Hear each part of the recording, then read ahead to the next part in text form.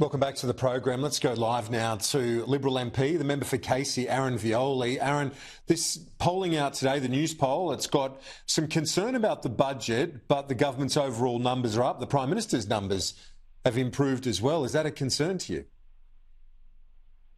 Hey, Kieran, great to be with you. I mean, it shows that the Australian people have worked out that this budget is a flop, and they've seen through the Prime Minister and the Treasurer trying to buy their way to an inflation reduction and an interest rate reduction. And it's one poll, and it's shown importantly that the budget hasn't landed, which would be disappointing for the Prime Minister and the Treasurer. As I said, the Australian people have seen through what is a very political budget, but not in the best interests of the nation or the economy.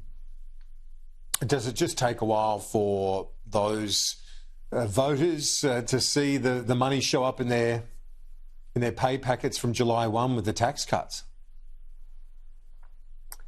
Well, I think what it shows is a consistent theme that I've been saying for a few months now. When you treat the symptoms and not the cause, the Australian people see that. And it's another example last week of how the government doesn't talk about productivity, doesn't talk about how they can bring inflation down in a structural sense. The budget will be in deficit moving forward. They've banked 2 years of surplus off high windfalls. So it's an example of a Treasurer who is focused on the politics and not the structural economic reforms that are required for this country. And after 2 years, the Australian people have seen that, and that's why they're really flatlining. I mean, the polls bounce around a little bit, but a little uptick within the margin of error would be really disappointing for this government, no doubt about that.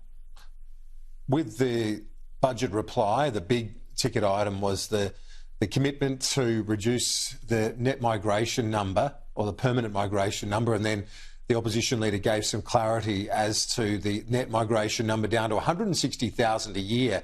Is the coalition being upfront here? Does it need to provide a bit more detail as to where the reductions will be made, and what are the implications for the higher education sector with foreign students? They're our third biggest export. The reality, Kieran, that we need to acknowledge and face is that we're going through a housing crisis, and there's two parts to this. It's supply and demand, and we've already seen many experts say that the government's going to fall well short of their 1.2 million home target. Approvals are at record lows since this government took over, so there is not going to be a lot of supply. If anything, supply is dropping as we look through the next couple of years based on those approvals. So the only other mechanism that we've got to influence house pricing is demand, and that's why we've made these decisions as a coalition. Peter's led the way on this rightly. We've got to get the mix right. We still need to make sure we bring in high-skilled workers, but we need to make sure that it's sustainable, and we're continuing to invest in housing to fix the supply side while we've brought the demand down, but then also in infrastructure and other things to make sure that our quality of life isn't impacted. Has the coalition got the details right, though?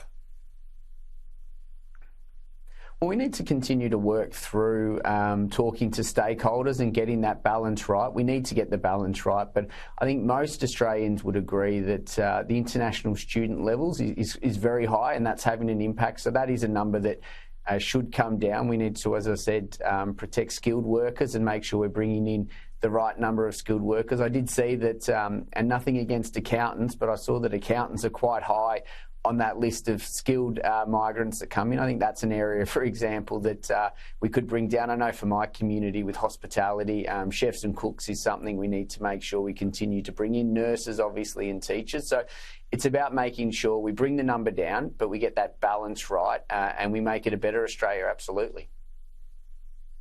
Aaron Violi, member for Casey, thanks for your time. I appreciate it.